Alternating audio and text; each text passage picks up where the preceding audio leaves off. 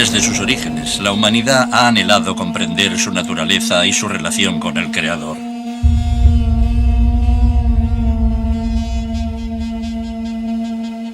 En la época de Moisés, el Creador era conocido como el Dios de nuestros antepasados o el Dios de Abraham, pero no había un nombre real para la presencia divina y creativa.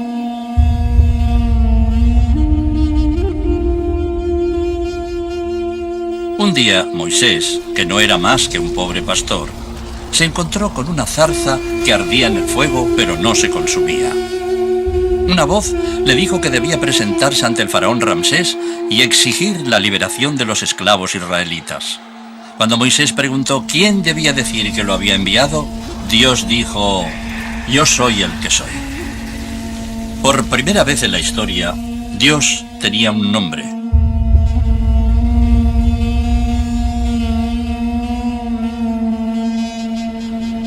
Armado con el poder del nombre de Dios, yo soy el que soy, Moisés obró algunos de los mayores milagros de la Biblia.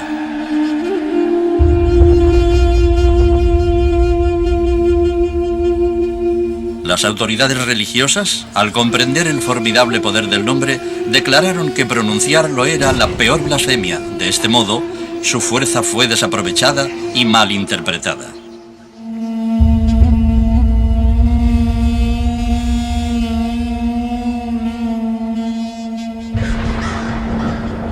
Moisés nunca llegó a la tierra prometida, tampoco la clave para despertar el poder del nombre de Dios capaz de liberar a la humanidad. El Código Moisés. Un código para liberar a la humanidad. Quizá parezca imposible, pero ese día Moisés aprendió de Dios algo que cambió el mundo. De hecho, todavía se habla de los milagros que obró. Cuando Dios reveló a Moisés el nombre «Yo soy el que soy», este encerraba una clave sencilla para acceder al poder y el significado de las palabras. Pero entonces se prohibió mencionar el nombre de Dios, a veces bajo pena de muerte. Y así, el código se perdió. Un código es un conjunto de letras, números o símbolos que aportan información cuando se traducen al lenguaje normal. Si el Código Moisés nos mostrase el poder del nombre de Dios hoy, ¿dispondríamos del poder para obrar milagros? ¿Como Moisés hace 3.500 años? Por primera vez, académicos, psicólogos y filósofos de renombre mundial nos revelarán el Código Moisés y cómo puedes aprovechar su energía para cambiar tu vida. Hoy tenemos la capacidad de destruir el mundo varias veces, pero el Código Moisés libera un poder distinto, capaz de crear mundos y de ayudarnos a cumplir con nuestro destino individual y colectivo. Increíblemente, el Código Moisés es mucho más sencillo de lo que imaginas. Nos enseñaron que el nombre que se le dijo a Moisés fue «Yo soy el que soy». No tiene sentido sin el código. En realidad, el nombre era mucho más sencillo. El Código Moisés es un símbolo de uso común, algo que vemos y usamos a diario. El Código Moisés es una coma. ¿El Código Moisés es una coma? Una coma. Me parece que no. Yo soy el que soy, el nombre en inglés y una coma. Por tanto, si al nombre en inglés le añadimos una coma, la equivalencia en castellano sería... Yo soy aquello. Coma. Lo soy. El nombre de Dios, yo soy el que soy, me intriga desde hace muchos años. Cuando era niño, los adultos me decían, yo soy el que soy, dijo el Señor, y yo pensaba, ¿qué diantre significa eso? Un día, un maestro espiritual me dijo, quiero que cambies tu vida en 24 horas. Camina por la calle durante 1 hora hoy. Fíjate en todo lo que veas e identifícate personalmente con ello, sea lo que sea. El césped, las flores, otras personas, el borrachín, el millonario que pasa en su coche, el Cadillac conducido por un chofer. Míralo y di, yo soy él, yo soy aquello. Y eso hice. Salí a la calle. Iba con una amiga e iba pensando, yo soy aquello, yo soy él, yo soy aquello cada vez que miraba algo. Si veía violencia en una tele, yo soy aquello. Si veía algo hermoso entre madre e hija en un parque, yo soy aquello. Lo repetía para mí identificándome con todo lo que existe y la amiga con la que iba me miró y dijo, ¿qué haces? Dije, repito, yo soy aquello, yo soy él. Ella replicó, no, no eres él, eres tú. No, dije yo, soy él. No lo entiendes, de verdad que lo soy. Y ella insistió, no, eres tú, te estás haciendo un lío. Le dije, escúchame, yo soy él, que soy él. Entonces dije, Dios mío, ¿has oído eso? ¿Has oído lo que he dicho? Acabo de decir el nombre de Dios. El nombre de Dios se ha malinterpretado desde el principio. Se trata de la forma sencilla y humana en que Dios expresa una gran verdad. Yo soy aquello. Lo soy. Es la presencia de Dios la que dice, yo soy aquello, mires a donde mires, me ves a mí.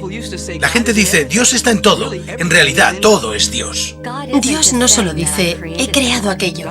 Dios es un campo, una presencia ubicua y completa. Dios dice, yo soy aquello. Yo soy aquello. Yo soy aquella persona. Yo soy aquello. Yo soy aquella experiencia. Yo soy aquello. Yo soy todos los aquellos que existen. Muchos seguimos teniendo una idea infantil de Dios. Nos imaginamos a yo soy el que soy como un hombre en el cielo, con una barba blanca y una túnica holgada. Dios nos hizo a su imagen y desde entonces intentamos devolverle el favor. Hemos hecho a Dios a imagen del hombre. Y ese yo soy el que soy está ahí fuera, decidiendo caprichosamente si nos bendice o nos castiga. Dios no puede estar celoso, pues no tiene rival. Dios es infinito, omnipresente, omnipotente, omnisciente, de modo que no tiene por qué estar celoso. Quienes creían lo contrario tenían una mentalidad primitiva que proyectaba emociones humanas en fuerzas que no entendía. Y proyectamos esa presencia hacia el exterior, en vez de relacionarnos con ella en nuestro interior. Si Dios es de verdad cada uno de nosotros, eso significa que todos encarnamos a Dios. Si es así, ¿cuáles son las posibilidades? ¿Qué podríamos crear? Ahora nos dirigimos hacia la muralla, donde nos reuniremos con miles de personas para circundar la ciudad vieja de Jerusalén. Pero antes de ir allí, analizaremos las 3 claves para la experiencia de encarnar a Dios, para sentirla realmente en nuestro cuerpo. Usaremos las 3 letras de la palabra God, Dios en inglés, para que nos sea más fácil recordarlas. Una vez que apliquemos estas claves a nuestra vida, podremos convertir esa simple coma en uno de los mayores instrumentos de transformación de la historia. La primera clave para sentir que somos una encarnación de Dios es dar. Todos sabemos que es mejor dar que recibir, pero ¿es realmente cierto? ¿Cómo podemos dar si no tenemos lo suficiente? Místicos y santos como San Francisco decían que en el dar está el recibir. ¿Se trata solo de un bonito lema espiritual? En realidad, se reduce a una idea que es bastante genial. Lo que damos a los demás y al mundo, nos lo damos a nosotros mismos. Lo que queramos recibir en la vida es lo que debemos dar. Ahora la pregunta es, naturalmente, ¿cómo voy a dar lo que no tengo?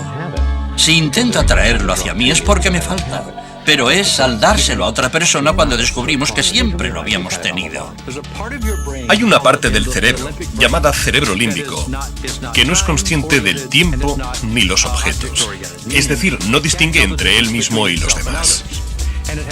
Y no tiene noción del pasado, el presente o el futuro. Esa parte intemporal e inmaterial de mi mente recibe lo que doy porque no distingue lo que entra de lo que sale. Cuando creamos algo para otra persona, nuestro cuerpo lo nota primero. Así, cuando dedicamos oraciones, pensamientos, sentimientos y emociones de paz a nuestros seres queridos, aunque estén en la otra punta del mundo o a otros países, nosotros también experimentamos esa paz y esa sanación. En esto vemos otro ejemplo de que dar es recibir. Si criticas a otros, tu cerebro no sabe que los criticas a ellos. Cree que te criticas a ti mismo. Si amas y le das algo a otra persona, esa parte del cerebro no sabe quién da a quién, por lo que siempre recibe. El cerebro siempre cree recibir lo que se da a otra persona. Ya ni siquiera tenemos contacto físico, no nos miramos. Debido a la tecnología apenas nos vemos cara a cara, así que también nos falta esa conexión. Establécela, devuelve un favor, deja que alguien pase delante en la cola, cédele el paso en un atasco. Te aseguro que todo fluirá y te sentirás mejor. Una dimensión de lo que somos determina que solo cuando damos establecemos esa conexión. Por eso mi libro favorito dice, el más grande entre vosotros debe servir a los demás. Servir es dar. Creo que el servicio es algo que malinterpretamos en nuestra cultura, porque confundimos servicio con servilismo, lo que resulta ofensivo y degradante para el ego. Pero hay un dicho que siempre me gusta recordar: servir es reinar. Poder prestar un servicio auténtico te hace sentir que tu energía y tu esfuerzo realmente valen la pena. En septiembre de 2001, yo estaba en Nueva York. Me desperté con la noticia y Doug, el amigo con el que me alojaba, y yo subimos a la azotea de su edificio y vimos el World Trade Center derrumbarse. Los dos nos miramos a la vez y dijimos: tenemos que bajar allí ahora mismo. Avanzábamos literalmente contra un torrente de personas que huían del lugar. Nosotros corríamos hacia él. Doug trabaja en los medios, así que tenía acreditaciones que nos permitieron atravesar el cordón que estaba instalando la policía local. Aún no se había montado una base de apoyo para los bomberos y equipos de rescate, así que pronto surgió la necesidad de encontrar comida y agua lo antes posible. Con la ayuda de un par de agentes de la policía de Nueva York, empezamos a saquear los delicatessen y supermercados cercanos. Conseguimos jamón de pavo y los mejores embutidos de Nueva York. Al poco rato nos quedó claro que el único alimento que querían los equipos de rescate eran los sándwiches de crema de cacahuete con mermelada. Más tarde supe que lo pedían porque es un alimento reconfortante. En esa zona se pasó lista por primera vez. Un jefe de bomberos estaba de pie sobre un camión aplastado.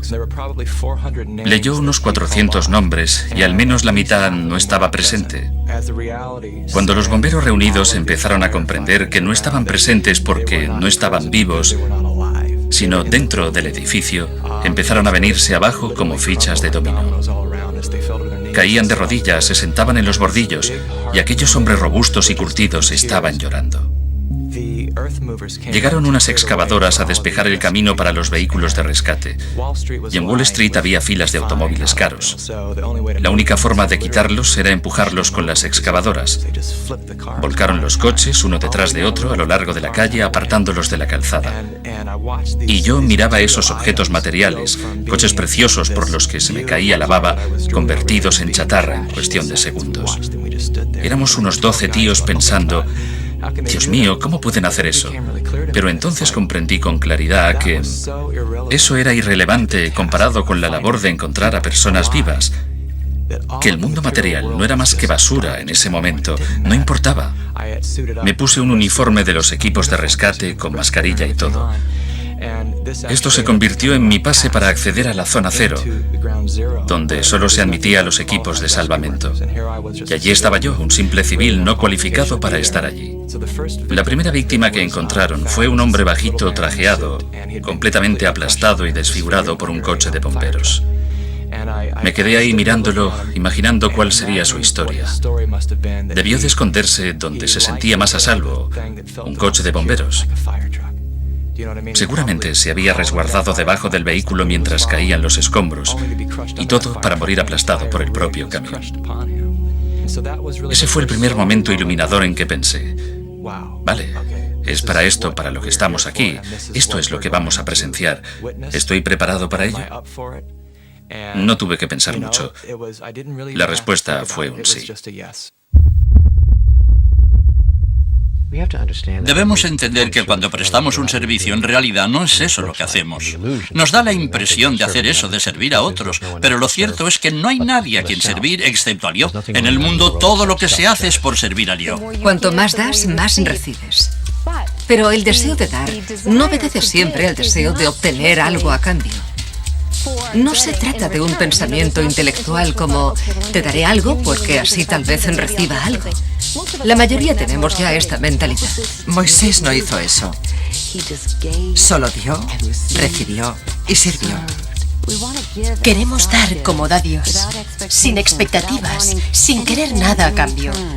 Solo para conectar con otra persona, por servir en el sentido más noble. La grandeza es la capacidad y la voluntad de servir. ¿Servir a qué? Al amor, a la paz, a la belleza, a Dios, a la alegría.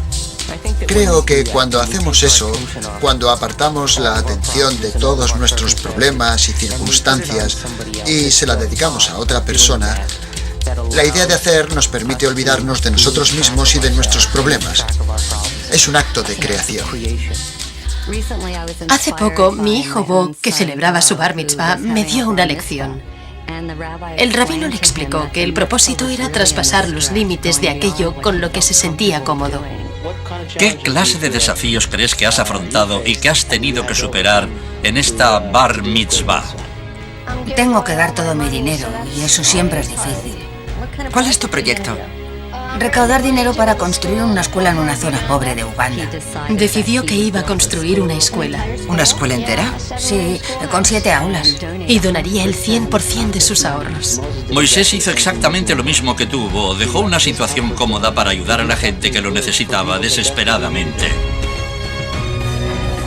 La aldea donde se construirá el proyecto de Bo se llama Chicoiro.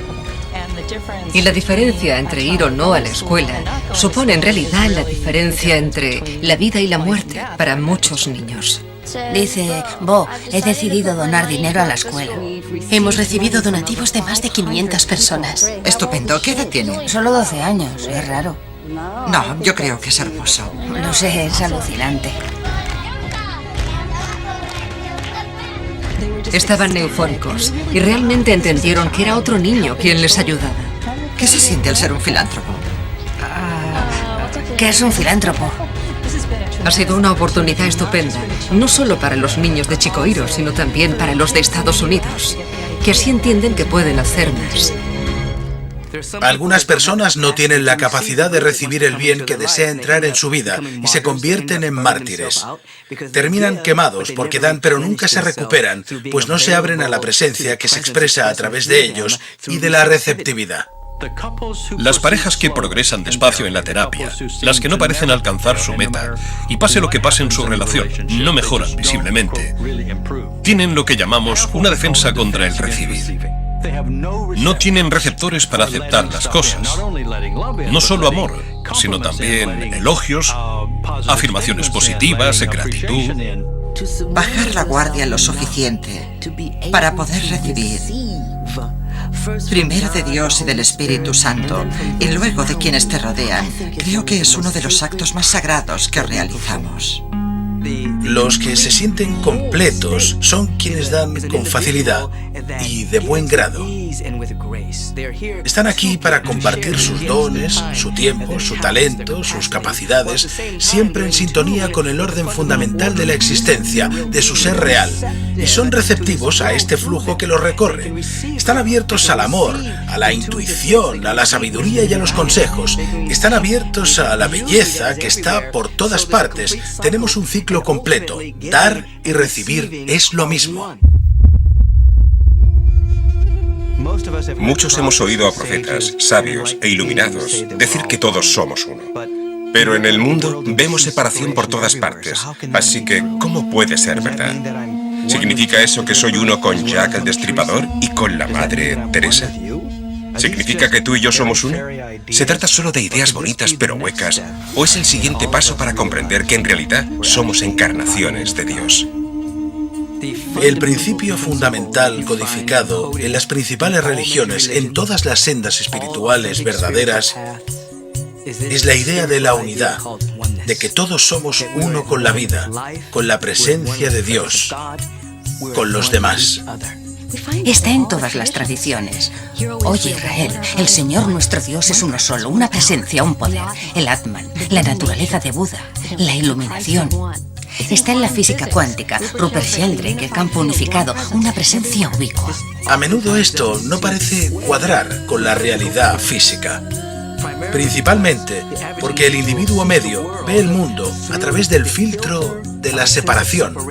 Percibe el mundo por medio de los sentidos.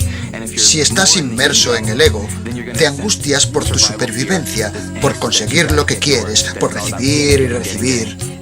Las prácticas espirituales te llevan más allá del reino de los sentidos, hasta un campo en el que ves, no con los ojos, sino con la intuición, que todo está conectado. Los científicos, los físicos cuánticos, lo llamarían un campo unificado que está en todas partes y no se divide. Eso es lo que significa estar despierto, decir, me muevo en esta ilusión de separación, pero no estoy separado. Cuando un individuo llega más allá, todas las cosas de la superficie que parecen separadas empiezan a obrar en nuestro favor, porque estamos en sintonía con todo lo que hay en el nivel invisible. Acabas por trabajar no más duro, sino de forma más pura y fácil, porque estás en sintonía con la vida. No intentas hacer que algo ocurra en la superficie, sino de abrirte a la faceta invisible de la vida. La unidad es el principio fundamental. Es el eje del poder. Somos uno con Dios, con el amor, con la vida, con toda la energía que existe. Mientras no estemos dispuestos a asimilar la totalidad de nuestra humanidad y divinidad, no alcanzaremos la unidad. Porque nos enseñan a decir, no soy eso, a decir, veo algo que no me gusta, así que no quiero ser eso. Y dejamos de lado esa parte de nosotros. A veces a todos, incluso a mí, nos cuesta ser uno con alguien que no está de acuerdo con nosotros o que defiende valores que nos parecen totalmente destructivos. Últimamente tengo muchos problemas con la gente falsa. Y me doy cuenta de que no me gusta esa parte de mí, de que siempre intento ser más auténtica y mostrarme tal como soy, incluso como profesora. Por fin decidí echar mi primera siesta en 40 horas, más o menos. No lo sé bien, pues allí no pasaba el tiempo. Encontré un bloque de apartamentos abandonado. Entré en el vestíbulo y vi un sofá. Le quité el polvo y me tumbé con la cara contra el respaldo. Me acurruqué y me tapé con lo que pude. Cuando llevaba como media hora intentando dormir, sentí la presencia de la primera víctima que había visto, el hombre trajeado. Sentí que estaba de rodillas, detrás de mí. Tengo una imagen vívida. Él arrodillado detrás de mí, con el rostro desfigurado mirándome el cogote. Sentía su aliento en el cuello y estaba aterrorizado. Permanecí ahí tendido no sé cuánto tiempo, 5 o 10 minutos, pensando, ¿qué hace? Estuve inmóvil el tiempo suficiente para oír esa voz. Ya sabéis, la voz, o como queráis llamarla, mi voz interior. Me dijo alto y claro, esto podría ser tu Vietnam, o ... Y me quedé así, a dos velas. No sabía lo que significaba lo de ... pero sí entendí lo de esto podría ser tu Vietnam, pues de niño había visto a los veteranos con los traumas y alucinaciones que habían traído consigo de la guerra. Yo acababa de tener mi primera alucinación de la zona cero. Sabía que era algo que tal vez arrastraría toda la vida y que probablemente afectaría a mi futuro. Sabía que la respuesta a ese O estaba bajo los escombros. Así que me levanté, volví a ponerme el uniforme y la mascarilla y rodeé el edificio. Al doblar la esquina, vi que habían instalado un reflector que arrojaba una luz muy intensa. Todo parecía tan brillante y luminoso que me quedé de piedra. Miré en torno a mí a todas aquellas personas y de pronto todas las cosas me parecieron distintas. Se me saltaron las lágrimas. Tenía la sensación de que el mundo se movía a cámara lenta. Miraba a la gente pasar y no veía más que espíritus que se cruzaban, trabajaban, cadenas de espíritus. Vi con claridad que todo estaba interconectado y formaba el gran cuerpo de Dios. Todo el mundo había dejado de lado su ego, su identidad y su rango, y colaboraba con los demás por el bien común. Me deslumbraron las posibilidades que se abrirían para la humanidad si todos uniésemos nuestras fuerzas de esta manera. Pude ir más allá del concepto de la unidad.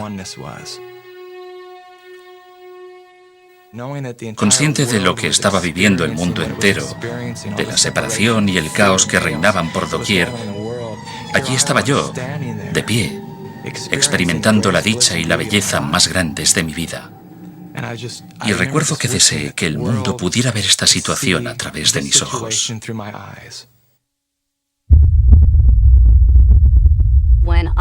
Cuando decidí embarcarme en el viaje espiritual, quería ser una persona mejor. Mi hermana siempre me decía que yo era irritable, egoísta y egocéntrica, y yo no quería tener esa serie de características. Así que empecé a esforzarme por convertirme en una buena persona. Aprendí a hablar con voz agradable y a regalar cosas que tenía si alguien las quería. Hice todo eso. Un día yo estaba impartiendo un seminario. Todo el mundo me miraba. A medio seminario una mujer gritó: «¡Eres una cabrona!». Y yo pensé, eso ya lo sé, pero ¿cómo lo sabe ella? Entonces me dijo: «Te haré una pregunta, Debbie. Si están reformando tu casa y las obras se alargan 6 meses y se pasan del presupuesto, ¿no te sería útil ser un poco cabrona?». De pronto se me encendió una luz. Pensaba que si lograba librarme de mis defectos, y creedme, tengo muchos, eso me convertiría en una buena persona. El dato que me faltaba es que todos mis defectos traían consigo ventajas. Sigamos con la lista. Hay cosas que vemos como muy negativas que a menudo constituyen el siguiente paso de nuestra evolución. Pensemos, por ejemplo, en George Bush. Fue todo un detonante para el pacifismo. Había organizaciones pacifistas que llevaban sin hablar entre sí décadas. Entonces aparece él con su política de la guerra y esas organizaciones recuperan el contacto. O sea que en realidad él ha sido una fuerza positiva para la evolución de muchas cosas buenas de este mundo. Si quiero crecer y evolucionar espiritualmente, debo dejar de proyectarme en ellos y aceptar esa parte de mí misma. Debemos ser amantes de la humanidad, de nosotros mismos, e incluso intentar amar aquello sobre lo que nuestro ego o nuestra percepción mental diría: no puedo amar eso. Soy una cabrona y una falsa. La pregunta es, ¿cómo puedo amarme a mí misma si soy una cabrona falsa? Interiorízalo y acéptalo de todos modos. Mientras hablo, seguramente intentarán censurar las palabrotas, porque nadie soporta oír que puede ser un cabrón falso. Así que tienen que hacerme callar y todos tenemos que fingir que no lo somos. La gente se pierde un poco en esta conversación porque piensan: no soy un asesino ni un violador. Pero yo les diría: averiguad qué clase de persona puede asesinar. ¿Qué clase de persona puede ser un violador? Son las preguntas que debemos hacernos, porque tal vez un violador sea un ser herido o enfermo. Todos tenemos una parte de nosotros que está herida o enferma o una parte retorcida. Y aunque nos gustaría encajar en el ideal del ego de ser un ser humano perfecto, no lo somos. Somos todo lo que existe. Y cuando abrimos nuestro corazón y sentimos compasión por la parte de nosotros que podría asesinar, no tenemos idea de si somos capaces de eso, sobre todo si estamos vivos y viendo esta película. Pero tal vez, en determinadas circunstancias, todos seamos capaces de todo, desde el acto más hermoso de generosidad hasta lo que consideraríamos los crímenes más horribles contra la humanidad. Y cuando nos aceptamos en nuestra totalidad, conscientes de que somos tan humanos como divinos, nos transformamos en seres humanos completos, y eso que sentimos es la unidad. Estuve casado con una mujer que en muchos sentidos personificaba todo esto de lo que hablamos. Linda siempre fue una gran inspiración para mí y para muchas otras personas, por su bondad y su belleza. Mi hija y yo estábamos en Minnesota con unos parientes y nos enteramos una mañana de que 2 hombres habían allanado su piso y la habían matado. La rabia, el dolor y una profunda tristeza se apoderaron de mí. Mi hija y yo y otras personas estábamos hablando y llorando por la noche, y mi móvil pitaba porque se le estaba acabando la batería. Pulsé el botón para apagarlo, pero por primera vez no se desactivó, sino que ocurrió algo muy distinto. La única foto que tenía de Linda en mi móvil parpadeó en la pantalla y se quedó allí, congelada. Sentimos una conexión muy honda con ella. Fue en ese momento cuando noté un cambio profundo en mi interior incluso respecto a quienes la habían matado. Para mí, el sentimiento intenso que experimenté una y otra vez fue esta conexión, esta compasión hacia personas que debían de haber pasado por algo terrible para cometer un crimen tan atroz contra una mujer tan apreciada y querida por todos los que la conocían. Compuso una canción que interpreté en su entierro. Fue un modo de sanar mi corazón, pero también de imaginar lo que diría Linda desde el más allá si pudiera regresar y hablarnos de la unidad.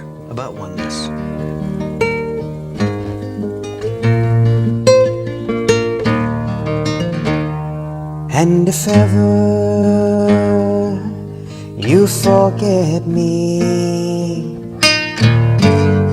just call me by my name, and my soul, it will answer time and time again.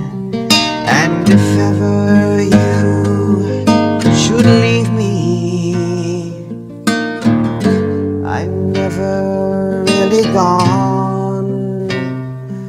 You can find me deep within you, in the one.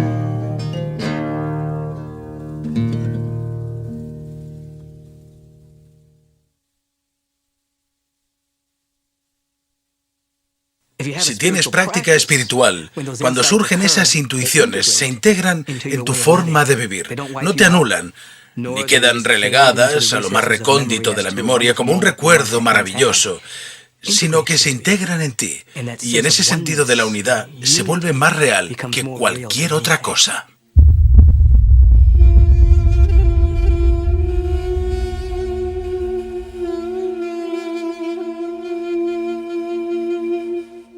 ¿Tienes un destino? Moisés creía que el suyo era guiar a los israelitas desde Egipto hasta la tierra prometida. Por otro lado, Forrest Gump opinaba que la vida es como una caja de bombones, nunca sabes cuál te va a tocar. Asusta un poco intentar abordar una idea tan grande, pero puede valer la pena, pues la clave final para sentirte como una encarnación de Dios es descubrir tu anhelo más profundo y tu razón para vivir. Nuestro destino nos llama en todo momento. Siempre hay algo en nuestro interior que ansía tomar conciencia de sí mismo como un nosotros. Se trata de la siguiente fase de nuestra evolución. Hay algo dentro de todos que debemos expresar. Moisés nos representa a ti y a mí, a personas comunes que en un día común viven una experiencia extraordinaria. Moisés sube a una montaña y se encuentra allí con la presencia, que se manifiesta en una zarza que arde en el fuego. Pero no se consume. Eso significa que la fuente de esta presencia no está en el reino material. La fuente de esta presencia procede y es testigo de lo que es divino y eterno. Moisés no sabe muy bien qué hacer con esto, como nos pasaría a todos. Algo en su interior sabe que esto transformará su vida por completo. Me considero una persona bastante espiritual, pero si estuviera aquí sentada y la zarza comenzara a arder, pensaría en correr a buscar el extintor. La zarza siempre brilla. Tuve la oportunidad de conocer a un chamán poderoso en África hace unos años. Una noche estábamos caminando. Yo iba dando traspiés y en cambio ellos avanzaban por la selva como a la luz del día. Salimos a un claro y viví una experiencia muy impactante allí. Después de esa experiencia todo se iluminó. Todo refulgía a la luz del fuego. Las hojas ardían, el suelo ardía, todo brillaba. Entonces comprendí que esos individuos que me guiaban por la jungla veían así, poseían una visión nocturna con la que percibían la luminosidad de la naturaleza. En ese instante la adquirí yo también, una especie de visión nocturna espiritual con la que podía ver que todo ardía en el Espíritu de Dios, y me acordé de Moisés ante la zarza en llamas. En ese momento él había cobrado una conciencia sin límites.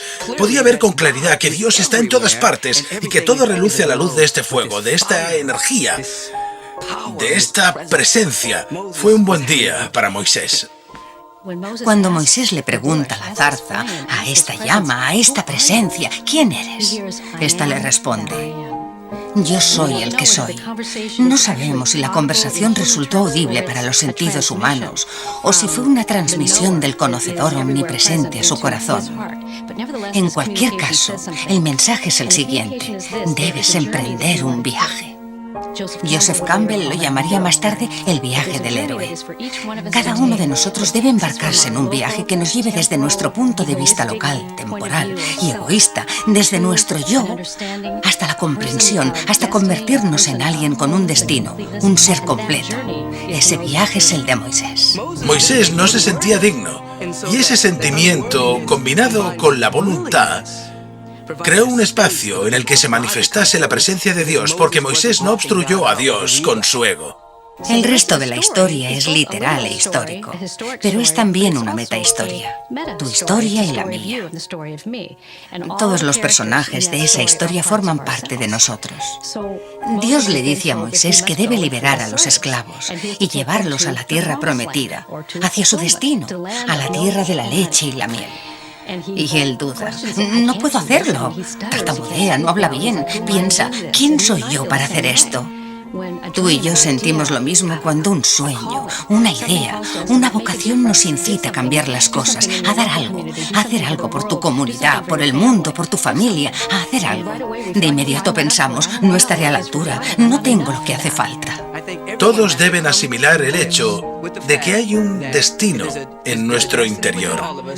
Hay algo que nos llama, y en estos momentos no somos capaces de cumplir con ese destino. Nos hacemos dignos de él conforme lo aceptamos, según una vieja máxima. Dios no llama a los hábiles, sino que habilita a los llamados. Cuando respondemos a esa llamada, la presencia nos hace capaces. Me hizo capaz a mí. Yo no tenía las habilidades, ni los recursos, ni el dinero, ni el espacio. No tenía nada. Pero Dios me habilitó porque dije que sí. Aparecieron personas, recursos, edificios, individuos capaces de comprender la visión que yo quería transmitir. Y entonces yo cambié y crecí. La persona que dijo sí no es la misma que está sentada aquí ahora. La persona que está sentada aquí ahora y dice que sí a la siguiente fase de la visión no será la misma que herede, formule y manifieste ese aspecto de la visión. Evolucionamos y nos desarrollamos constantemente en virtud de nuestra capacidad y nuestra voluntad de decir sí. Estoy dispuesto, sí. Moisés accede a hacer el viaje, y una parte de nosotros dice que sí a nuestro propio destino y a nuestro propósito cuando lo descubre. Y entonces tenemos que plantar cara al faraón. No solo al faraón histórico, sino al personal. Nuestro faraón personal es el intelecto, es la parte de nosotros que ha llegado a un acuerdo con el reino de nuestra vida tal y como la conocemos, con todo tal y como es, el statu quo, el camino fácil. Luego está la parte de nosotros que desea emerger, marcar la diferencia. Mantiene un debate interno con la otra parte que dice, no estoy listo para ese cambio. A la larga, en esta historia que es la tuya y la mía, el viaje del héroe, los problemas aumentan, se vuelven más difíciles, más complicados, hasta que al final, desesperado, el faraón dice, de acuerdo, adelante, llévate a tu gente y vete. Una cosa que me parece interesante de Moisés es que tenía un defecto del habla. No sabemos en qué consistía, pero podríamos pensar, ¿por qué elegiría Dios a alguien con un defecto del habla? Un tartamudo, por ejemplo, para guiar a 400 o 4.000 israelitas rebeldes hacia una nueva existencia. Allí estaban quejándose y discutiendo, y Moisés con su tartamudeo. Cabría preguntarse por qué Dios tiene tanto sentido del humor. ¿Por qué eligió a Moisés? Una de las razones por las que Dios lo escogió fue por su humildad. A menudo las personas que dan la impresión de tener alguna carencia se convierten en vehículos de expresión para el poder de Dios, porque nada inhibe lo que fluye a través de ellos. Con frecuencia creemos tener defectos o limitaciones y dudamos que Dios pueda servirse de nosotros. Pero Él puede aprovechar tus limitaciones para guiar a otra persona hacia un nuevo lugar y una nueva existencia. Las aguas se separan y entonces comienza el auténtico viaje, pues se pasan 40 años en el desierto. En la Biblia y en muchas tradiciones místicas, el número 40 simboliza simplemente el tiempo necesario para la transformación. Noé vivió 40 días de inundación, Jesús 40 días en el monte de la tentación y Moisés 40 años en el desierto. Es el tiempo que requiere la transformación. Algunos de nosotros estamos viviendo nuestro momento número 40 ahora mismo. Mientras vemos esto, sabemos que es el momento en el que la vida que llevamos no basta para cumplir con el destino al que estamos llamados. Creo que es útil que entendamos por qué el alma se encarna en el cuerpo. El alma adquiere cualidades físicas para sentirse a sí misma, para expresarse en el mundo físico como lo que es realmente y conocerse mediante su propia experiencia. Tememos que si identificamos el yo soy el que soy con el yo soy aquello, esto nos haga fingir somos lo que no somos o cargar con algo. Pero ¿y si fuera justo lo contrario? Tal vez al decir eso, me convierto en una oportunidad para que el yo soy aquello presencie el amor divino a través de lo que le enseño a un niño o de un anciano a quien ayudo a llevar la compra. Tal vez al llamar a alguien que está sufriendo de alguna manera, soy la voz que lo consuela. Tal vez cuando aceptamos la posibilidad de que si lo permitimos, el yo soy aquello se convierte en una vía a través de la que el yo soy aquello, o sea Dios, la presencia, la energía de la vida, encuentra un camino, una entrada para operar un cambio positivo aquí mismo, en el planeta Tierra. Pero debemos tener cuidado, pues cuando el ego empieza a creerse Dios, se vuelve arrogante y codicioso, se apodera de nosotros por completo. No es agradable de ver. Debemos sumergirnos en nuestra alma, nuestra esencia, para poder ser todo lo que existe. La dificultad es la siguiente. Somos una mezcla, una constelación de identidades que han emergido por razones distintas. Somos madres, padres, hermanos, hermanas, jefes, empleados. Existen identidades de toda clase y cada una absorbe parte de nuestra energía para sobrevivir. Sin embargo, existe una identidad central, la presencia del yo soy. Una identidad central que no se compara con las otras identidades ni con nadie.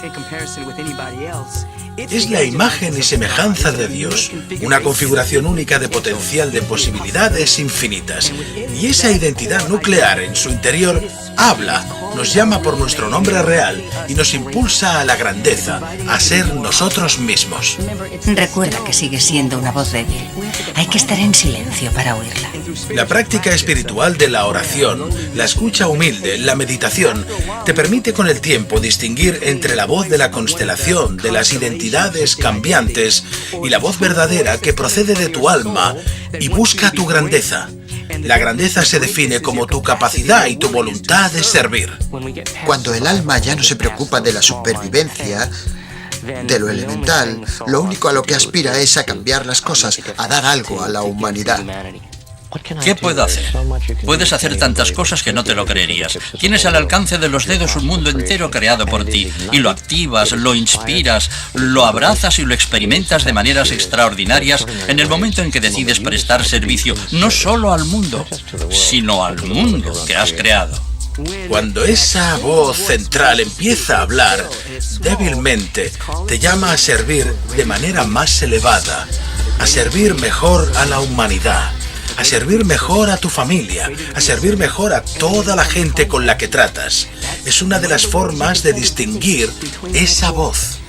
¿Te está exhortando a servir o solo a cuidar de ti mismo? Si te incita a ocuparte solo de ti, tal vez proceda del ego. A menudo se nos plantea la pregunta, ¿cómo puedo distinguir la voluntad de Dios de la mía? ¿Tengo voluntad? ¿Qué hago con ella? Mi teoría sobre ello es que... ¿dónde está Dios? Jesús dijo, el reino de Dios está en vosotros. De modo que llevamos dentro al faraón, la parte intelectual que defiende las circunstancias que conocemos. Y también tenemos una faceta profética, la parte de nosotros que tiene un destino, que sigue la llamada a cambiar las cosas para bien. Cuando alineamos al faraón con el corazón, alineamos nuestra voluntad con la de Dios. Cuando reproducimos la creación, imitamos al Creador. Como resultado, nos sentimos bien, sentimos el amor, nos sentimos expandidos. También necesitamos paz interior, satisfacción, amor, una expresión creativa y, por supuesto, una conexión divina. Estas cualidades nos hacen sentir bien. Estás programado para saber que vas por buen camino, por lo vivo que te sientes. Yo soy el que soy. Y es al ser, al abrazar de la presencia y envolverte en ella, cuando ofreces lo mejor de ti al mundo. Llegar a entenderlo y a vivir en consecuencia, eso es el viaje. En un curso de milagros lo llaman el viaje de 45 centímetros de la cabeza al corazón. En ese momento, allí de pie, al contemplar la zona cero y el caos reinante, surgió mi destino vital. Mi afán egoísta de conseguir lo que necesitaba y de llegar a algo en la vida me pareció ridículo. Supe que a partir de ese momento mi vida giraría en torno a todos nosotros, a la comunidad. Mi corazón se llenó de posibilidades, de lo que somos capaces de lograr cuando colaboramos sobre esa base. Como sé que es posible, he consagrado mi vida a volver a crear esa comunidad. Es el catalizador que me impulsó a fundar el Festival de Cine Elevate que, en el fondo, no es más que una comunidad de personas que comprenden esa unidad de la que hablo.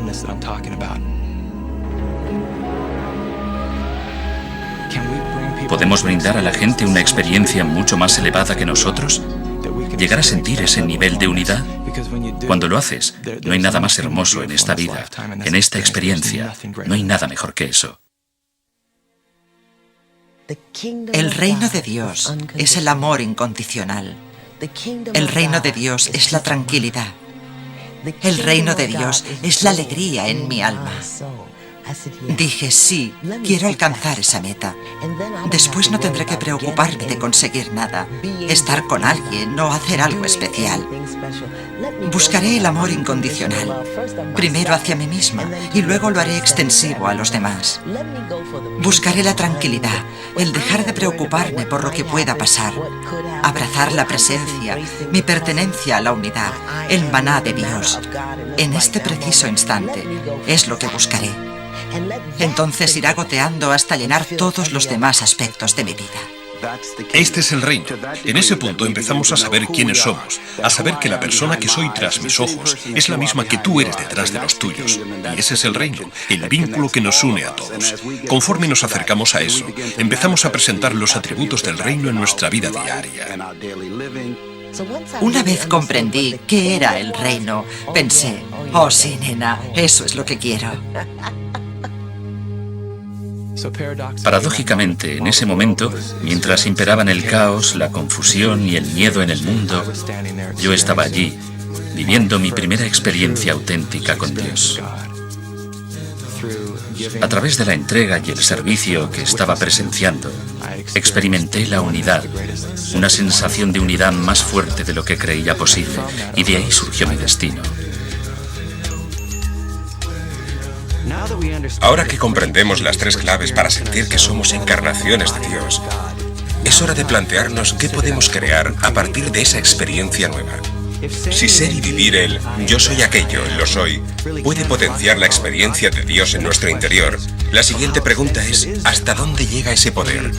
¿Nos permite mover montañas y obrar milagros, como a Jesús y Moisés? ¿Se trata solo de ideas descabelladas o de verdad pueden cambiar el mundo? El yo es el factor creativo del universo. Y cuando le añades un soy, obtienes el movimiento de la fuerza creativa del universo. Así que cada vez que digas yo soy, estás creando movimiento. Míralo de este modo, dices, estoy en la ruina. Sí, pues así te quedas. Estoy solo, sí, y así te quedas. Pero si empezamos a usar la fuerza y la energía creativas de ese pronombre, yo, y el movimiento de soy, para decir, yo soy un ser sano, sagrado, completo, bello, hermoso, rico. Infundimos energía a nuestra vida y reeducamos nuestra alma. Lo único que tuvo que hacer Moisés fue coger esa unidad, esa energía creativa de Dios y añadirle una acción. Al faraón no le quedó otro remedio que echarse atrás. Vio a qué se enfrentaba. Fue capaz de usar la presencia yo soy para elevar todo un pueblo, para descubrir quiénes eran en realidad y de quién eran. Hay un modo de activar esta energía creativa a través de un proceso que podemos practicar a diario. Lo increíble de este proceso es que atañe a casi todos los aspectos de la vida. Podemos recordarlo con 5 sencillas palabras. ¿A qué no sabéis cuáles son? Yo soy aquello. Lo soy. Lo único que cambia es aquello en lo que nos centramos al pronunciar las palabras. El primer paso es imaginar lo que quieres ser, hacer o tener y asegurarte de que sea importante. El segundo paso es repetir las palabras yo soy aquello, lo soy y ampliar tus horizontes con esa nueva posibilidad. Si queremos llevar una existencia nueva, debemos decirlo y repetirlo una y otra vez. Al repetir las cosas, las grabamos en nuestra conciencia. El tercer paso es muy sencillo. De hecho, ya lo estáis haciendo. Es respirar. La respiración controlada te centra, te da energía y de hecho aumenta el efecto. Una forma de practicarla es decir, yo soy aquello al expirar y luego, mientras inspiras, pensar o decir las palabras lo soy. Así, yo soy aquello, lo soy. Yo soy aquello, lo soy. Este sencillo proceso proyecta lo que sientes y lo que imaginas al mundo para incorporarlo a la vida real.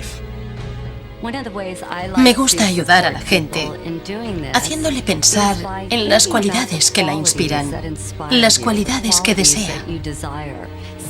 Visualiza en tu conciencia a alguien que conozcas o sobre quien hayas leído. Siente esa imagen muy cerca de ti. Cierra los ojos y repite, yo soy aquello, lo soy. Intentando grabar en tu mente esa imagen, esa forma de ser y esas cualidades. Soy la alegría que deseo sentir, la paz que deseo sentir, la belleza que deseo alcanzar, la abundancia que deseo conseguir. A través del poder de esa declaración, del flujo de esa energía, se manifiesta en tu vida. Cuando hablamos de cosas que se manifiestan o que recibimos, queremos 2 coches, 3 casas, solo tienes un culo. ¿Para qué quieres 4 coches? Lo mismo vale para los zapatos. Tengo 2 pies y 80 pares de zapatos. Pero es maná para mi alma. La manifestación de objetos no es lo mismo que el maná. La presencia de Dios, que te provee de todo lo que necesitas. Algunas personas viven dominadas por el ego y se afanan por recibir. Intentan aprovechar los principios para adquirir cosas y las acumulan. Por dentro, son muy pobres. Aunque tengan muchas posesiones, solo son pobres con muchas cosas. Los alumnos avanzados saben que eso produce justo el efecto contrario. No hay que intentar atraer cosas, sino hacerlas pasar a través de nosotros. Mucha gente dice, no sé quién soy, no conocen su alma, no conocen su alma.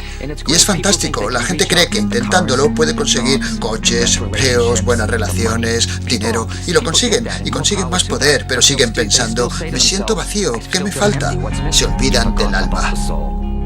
Es lo que queremos en realidad.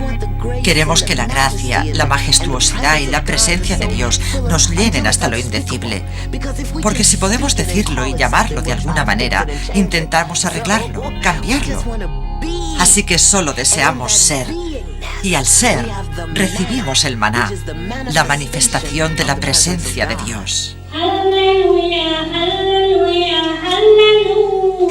No se trata de un coche o de una casa. Se trata de la presencia de Dios. Encarnar la presencia de Dios no es solo ser piadosos y tener con lo divino una conexión que podríamos llamar mística e iluminada. Requiere que habitemos de verdad nuestro cuerpo, que tengamos una sexualidad plena y que mezclemos esas energías. El amor es Dios, Dios es amor, así que tú eres Dios, tú eres amor. Cuando aprovechas la energía del amor, Dios siempre dice que sí, consigues que se manifieste lo que deseas. Si accedes a ese sentimiento de unidad, a la energía de la unidad, lo que Jesús llama el reino de Dios en vosotros, entonces puedes empezar a experimentarlo en el mundo que te rodea. Si tenemos la idea de que lo que buscamos no es el reino de Dios sino otra cosa, como somos tan poderosos, crearemos en nuestra ilusión aquello que no es celestial y con lo que soñamos. Es decir, crearemos nuestro infierno en la tierra.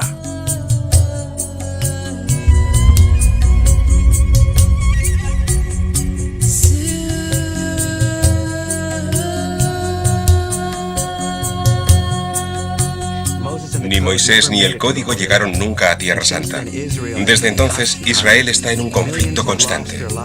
Millones de personas han muerto por una mala interpretación del nombre de Dios.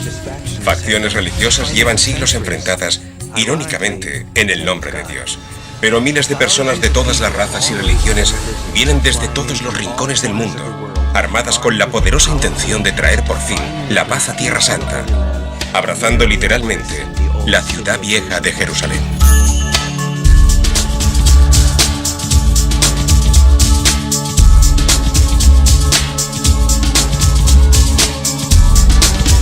Durante el abrazo y antes, es importante que mantengamos nuestra intención pura y que nos relajemos. Ahora nos dirigimos hacia la muralla y nos juntaremos con miles de personas para circundar toda la ciudad vieja de Jerusalén. ¿Podemos extender la fila?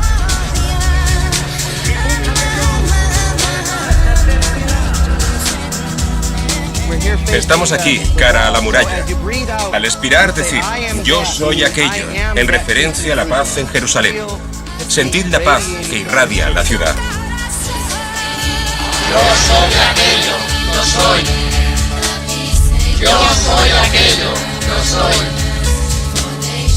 Yo soy aquello, yo soy. Yo soy aquello, yo soy. Yo soy aquello, yo soy. Yo soy aquello, yo soy. Yo soy aquello, yo soy. Yo soy aquello. La intención focalizada en grupo ha reducido en Israel y en otros lugares la tasa de delincuencia hasta en un 30%. Yo soy aquello, yo soy.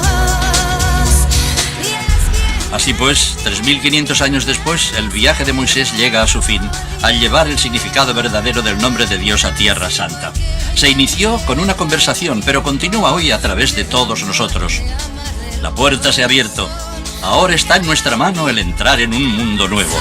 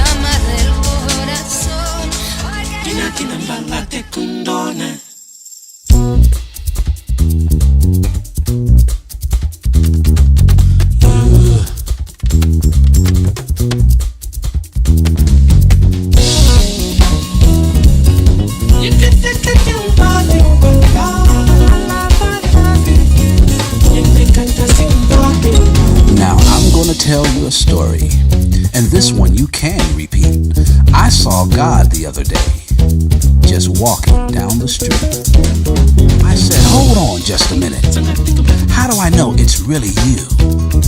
She gave me a simple answer. She said, you don't unless you do.